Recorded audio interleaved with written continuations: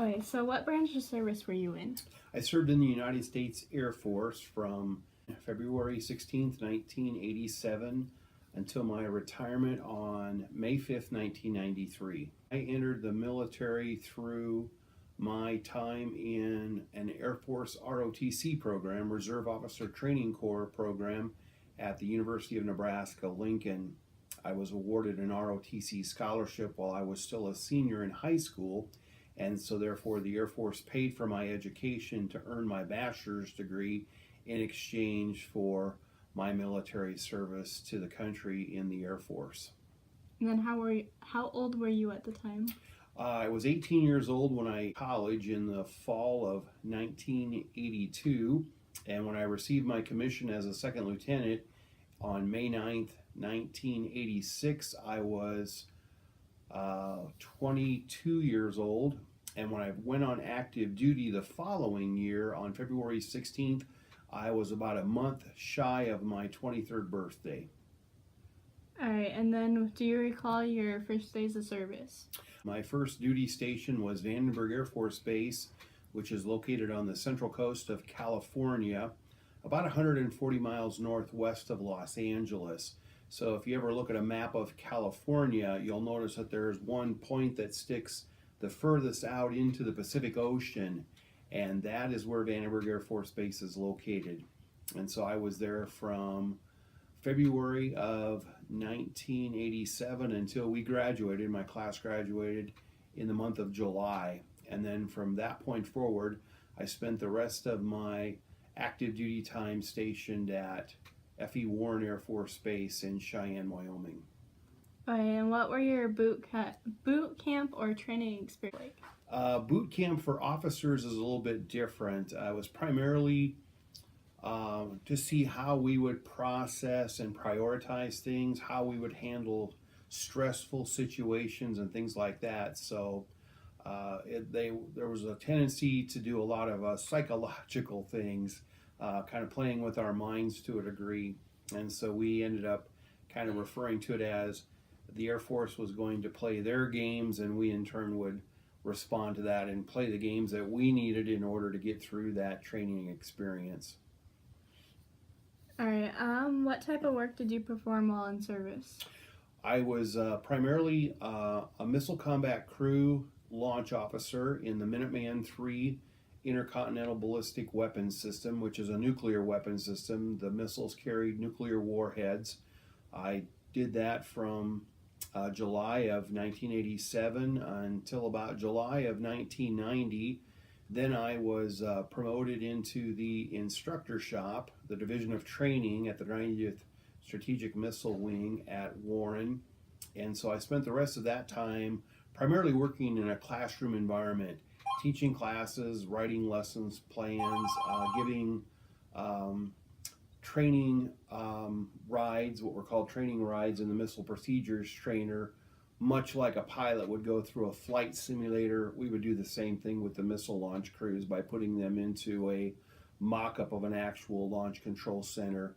And then after my crew duty was over with in 1991, then I transitioned over into the wing command post and spent the remainder of my time on active duty service working in the wing command post as an emergency actions officer. And so we worked directly for the wing commander, who was a brigadier general, a one-star general at that time. All right, and then what did you learn throughout your years of service? Probably the thing I learned the most is how to work as a team, how to work as a cohesive unit. The military is not about individualism, it's about what we can accomplish as a team. And of course, as an officer, we always had those individuals who were under our guidance and our responsibility, the enlisted troops. So we always had responsibility for many other people that worked below us, but in addition, we also had many officers that were above us as well too. So to a large degree, it taught me those responsibilities that I was able to transition into the civilian world in some of the leadership and management positions that I've held since I retired from the Air Force in 1993. Where all were you stationed throughout your years of service? Well, I did my training at Vandenberg Air Force Base, and then I was stationed there 2 additional times. I was always based at F.E. Warren Air Force Base, located in Cheyenne, Wyoming, but I also spent time either in schools or on temporary duty in places like Hill Air Force Base near Ogden, Utah, Nellis Air Force Base, which is right on the edge of Las Vegas, Nevada, Carswell Air Force Base in Fort Worth, Texas. I spent the summer of 1988 on temporary duty based at Fort Meade, Maryland, and then we also made trips into the Washington, D.C. area at the White House, the Pentagon, Andrews Air Force Base, Bolling Air Force Base, and also spent some time at Lackland Air Force Base in Texas, and a couple of TDYs to bases in southern Illinois, Scott Air Force Base, which is located about 45 miles east of St. Louis, Missouri. So all of my time in the military was spent in the continental United States. All right. Did you serve during a war? There were periods of warfare while I was on active duty, primarily the invasion of the island of Grenada, the invasion of the country of Panama to remove their dictator, Manuel Noriega, and also during the first Gulf War in Iraq and Kuwait. I, however, was never deployed to any of those places, but I was on active duty during those time periods. What were I have 4 different ribbons, in addition to some marksmanship badges that I was awarded. Every year we had to qualify with the weapons that we were required to carry at the time, and I have a prowess for shooting. In fact, I actually shot competitively while I was on active duty, so some of my marksmanship badges and ribbons are a result of competitions that I entered and received those decorations for. All right. Then how were you promoted?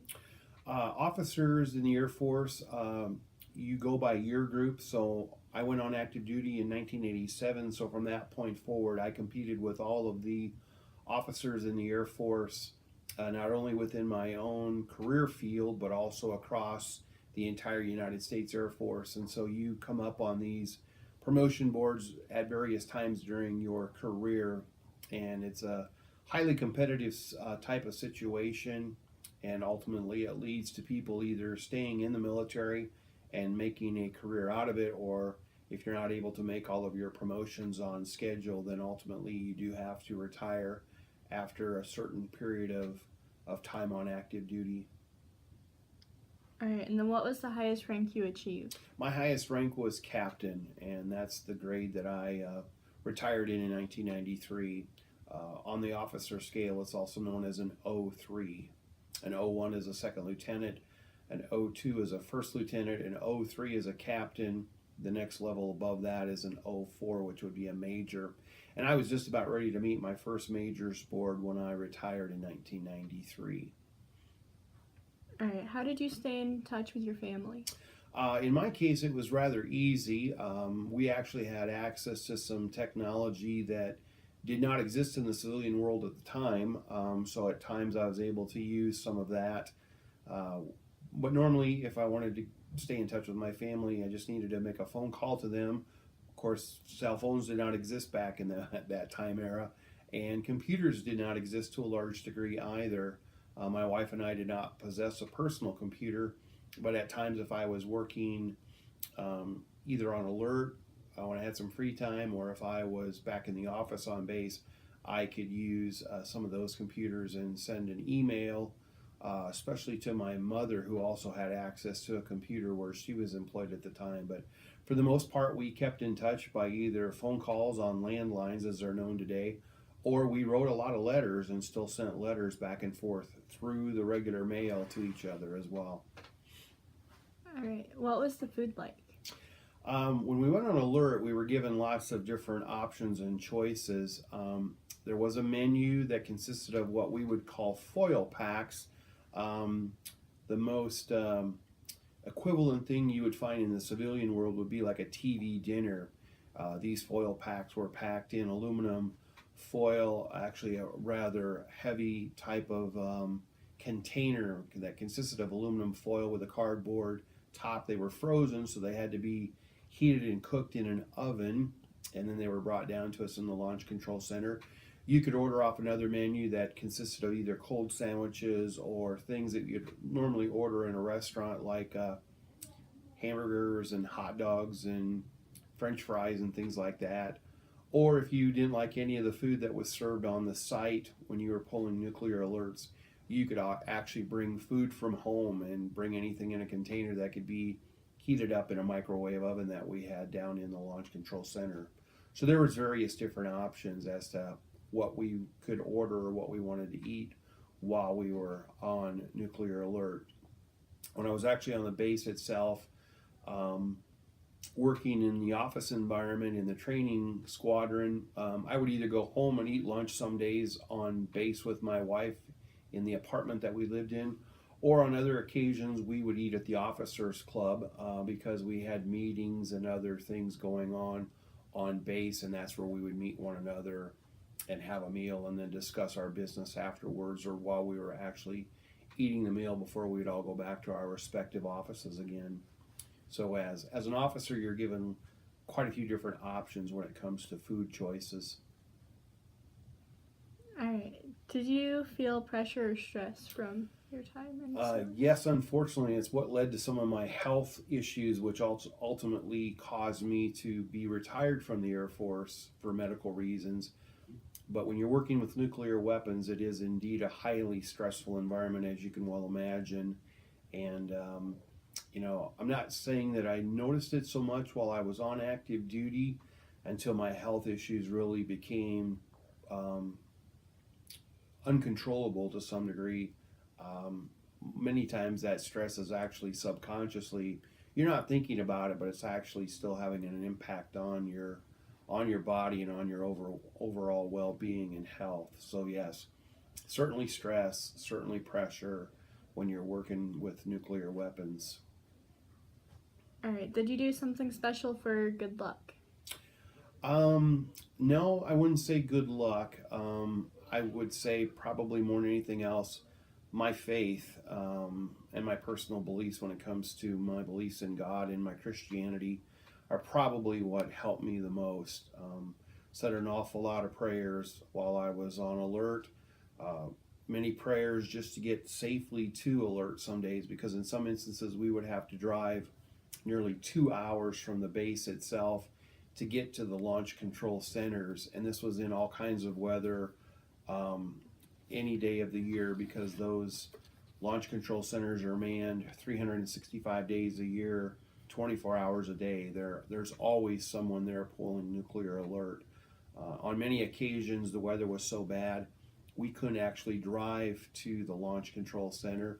We were taken out there by helicopter and dropped off because the roads were impassable, especially in the wintertime. Western Nebraska, northeastern Colorado, and the eastern side of the state of Wyoming get an awful lot of snow in the wintertime every year. What did you do on your free time while in service? I love the outdoors, and so a lot of time was spent outdoors, hunting, fishing, an occasional camping trip.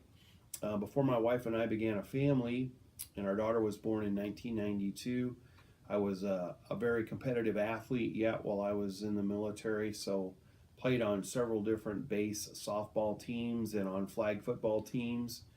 We were active in our church, so we did a lot of activities at the church we were members of in Cheyenne, off the base in the city of Cheyenne itself when time permitted. And of course, when it was possible, we would take vacations, we would take military leave is what it's referred to as, and either come back to Nebraska and visit family. One year we took a trip to Arizona between the holidays and had an opportunity to watch one of Nebraska's bowl games when they played against Florida State in the Fiesta Bowl. So those are primarily what we would do on our free time.